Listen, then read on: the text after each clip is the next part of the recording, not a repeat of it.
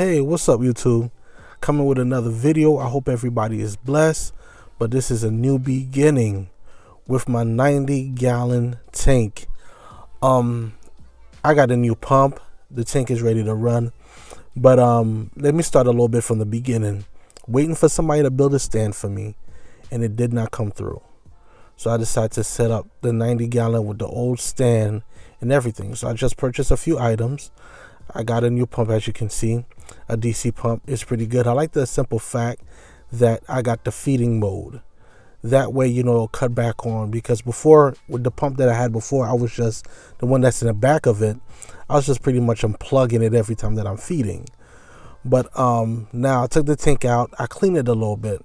Well, you know, I could have took my time to really clean it out really good. But I'm like, what the heck? Let me just get this tank up and running. So I'm using a new pump water in the tank. And as you can see, like I said before, it's the same stand. And this is just basically RO water. I didn't put the sand mix in there yet.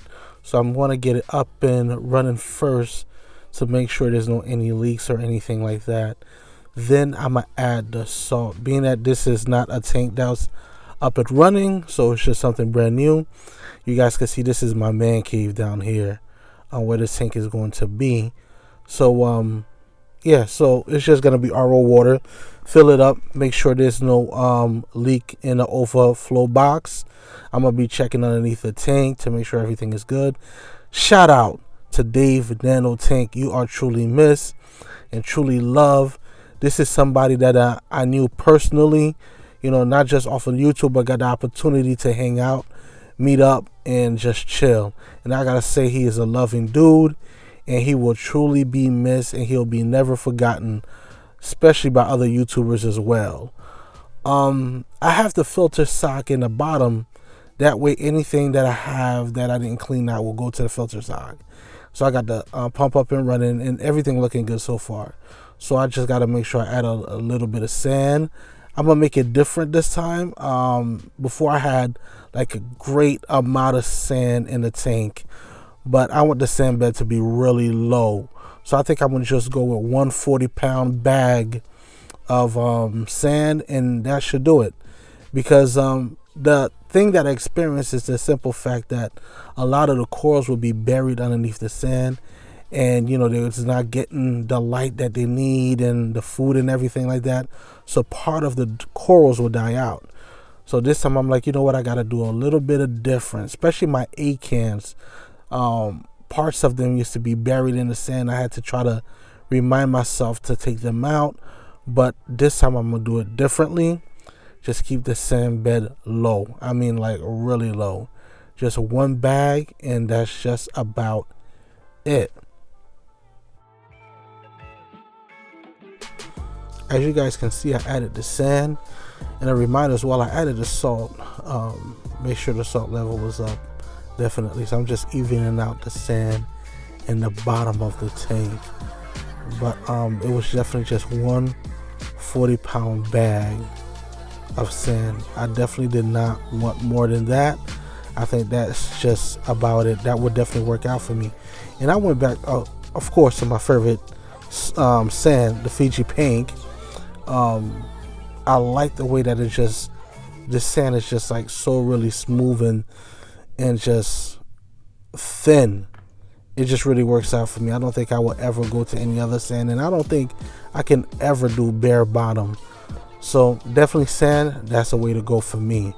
That's the look I'm definitely looking for. So I also had my rocks brewing in the garage for about maybe a good 3 to 4 months, because I was waiting for the sand. This is my son. He think he can invade my space in my man cave, but I'm gonna have to kick him out someday somehow. But anyway, so with the rocks, you know, there was brewing in there, and I used water from the 40 Nouveau tank that was in the living room, and I just keep refilling it every time I did a water change. So I pluck out all the dead corals that was on the rocks, you know, with issues that I had in the past. So I take these guys out. Now it's just to now figure out my rock escape, break some pieces down, start gluing things together. But the simple fact, I'm definitely just keeping the rocks wet while I do this process. Don't want them to dry out. The rocks definitely have to stay wet, because I don't want to go to a whole cycling all over again, especially that they've been cycling for a while. But definitely taking out all the rocks one by one. Some of them came apart. I was definitely trying to keep the same look that I had before I moved with the rocks, but some of them just broke apart. As you guys can remember in the past videos, I got a lot of the rocks from T40. I got it from his tank. So now it's time to just hammer down and try to get that look that I want with the rocks. But I definitely kept a bottle of salt water on the side as I'm setting the rocks up, as I'm trying to figure out my rock escape. I'm also spraying them to keep them wet because I definitely don't want them to die out. So that's definitely that I had done. It was a day of project, but I finally got it down packed to the look that I wanted, that I wanted for the tank. And also another new equipment that I got. That's right, guys, I got the Neo 5s. I had to get new pumps on my tank. The pumps that I had started dying out, and I figured I gotta get something. So I like the fact that these pumps are really small and really quiet, and you can't hear a sound from them. I'm still trying to figure out the pulse setting on it, because the simple fact is not like the other ones. The pulse definitely picks up quicker, so I definitely want something to kind of like really stop and go, not so much of just a slowing down. I have to figure that part out. But the simple fact that they're really small, and I put it on the back wall of the tank, and it just really look clean and nice. So I'm excited about these pumps, and the simple fact that I can use an app for them, I love that part as well.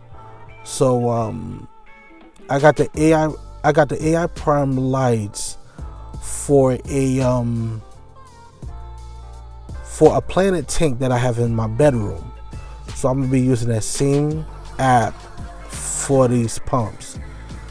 So it's pretty cool. I'm pretty excited.